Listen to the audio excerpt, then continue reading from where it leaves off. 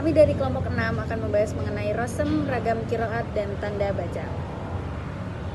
Kelompok kami terdiri dari Rafili Ageng Saputra, Nailul Makfiro, dan Nafila Naris, saya sendiri Nafila Nariswari.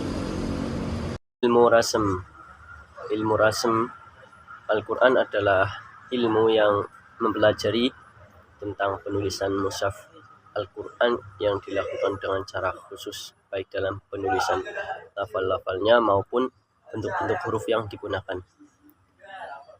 Rasem terbagi menjadi dua macam, yaitu rasem kiasi dan istilahi. Rasem kiasi yang biasa disebut juga rasem imla'i ini adalah penggambaran lafal yang menggunakan huruf hijaiyah dengan tetap memperhatikan standarisasi, ibtida, dan waqaf.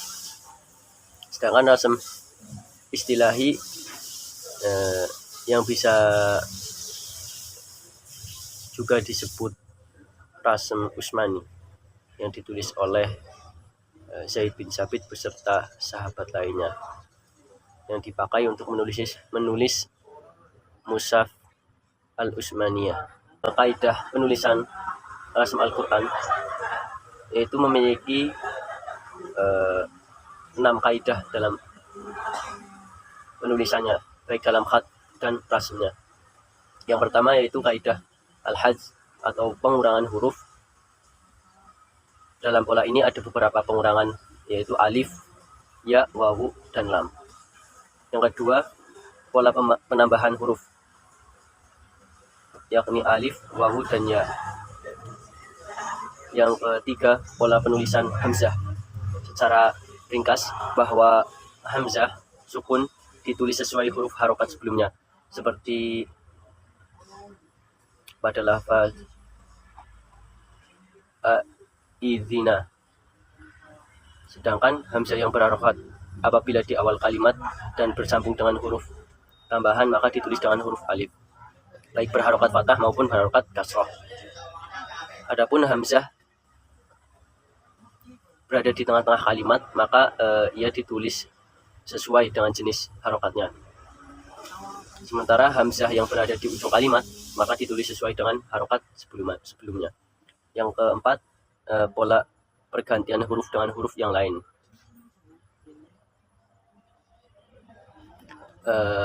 Salah satu contohnya seperti penggantian huruf alif dengan huruf wawu pada kalimat as-sholawatu. Di situ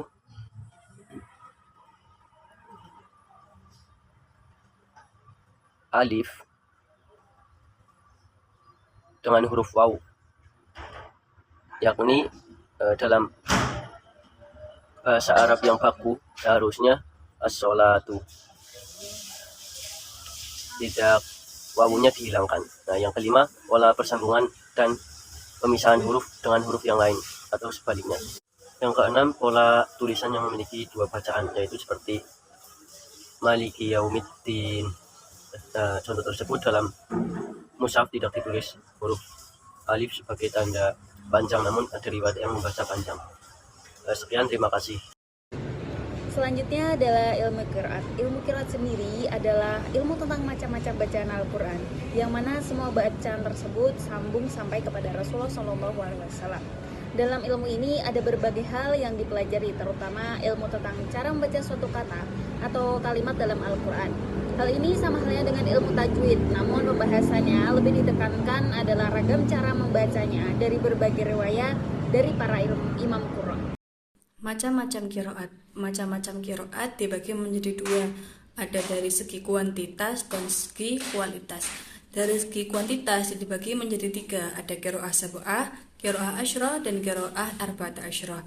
Qiraah sab'ah periwayatnya ada 7, qiraah asyrah periwayatnya ada 10, dan qiraah arba'at asyrah periwayatnya ada 14. Yang kedua yaitu dari segi kualitas. Dari segi kualitas dibagi menjadi 6, ada mutawatir, masyhur, ahad, syadz, maudhu, dan mudraj. Al-mutawatir itu adalah qiraat yang syaratnya nyambung, riwayatnya sahih, dan mustahil untuk berdusta. Kemudian yang kedua ada masyhur, yaitu riwayatnya sahih tapi tidak mencapai mencapai mutawatir. Dan yang ketiga ada ahad, yaitu qiraat yang sahih tapi tidak sesuai dengan Rasul Utsmani. Kemudian ada syad, itu qiraat yang tidak sahih. Kemudian maudhu, yang qiraat itu dibuat-buat tanpa dasar qiraat. Kemudian mudraj, yaitu bacaan yang diselipkan ke dalam qiraat. Berikutnya adalah materi tentang tanda baca. Tanda baca terdiri dari dua, yaitu tanda waqaf dan tanda tajwid. Tanda waqaf sendiri memiliki arti menahan atau berhenti, sedangkan secara istilah waqafa dalam ilmu tajwid, waqaf berarti menghentikan bacaan sejenak dengan memutuskan suara di akhir perkataan untuk bernafas dengan niat ingin menyambungkan kembali bacaan. Selanjutnya tanda tajwid, yaitu tajwid adalah istilah dari bahasa Arab yang secara harfiah memiliki makna melakukan sesuatu dengan indah atau bagus. Tajwid berasal dari kata jawada. Tajwid juga berarti mengeluarkan huruf dari tempatnya dengan memberikan sifat yang ada pada setiap huruf. Secara garis besar, ilmu tajwid adalah ilmu yang mempelajari tentang bagaimana cara mengucapkan huruf-huruf yang ada dalam kitab suci Al-Quran. Adapun beberapa dari tanda waqaf, yaitu yang pertama tanda mim, yaitu sebagai waqaf lazim, tanda berhenti dan tidak boleh terus. Lalu ada tanda jim sebagai waqaf jaiz, boleh berhenti, boleh terus, hukumnya adalah sama. Selanjutnya ada kola, yaitu sebagai waqaf jaiz, boleh berhenti, boleh terus, akan tapi lebih baik berhenti. Selanjutnya ada tanda sholah, yaitu sebagai waqaf jaiz, boleh berhenti, boleh terus, tapi lebih baik terus. Yang terakhir ada tanda lam alif, yaitu tidak boleh berhenti kecuali pada akhir ayat.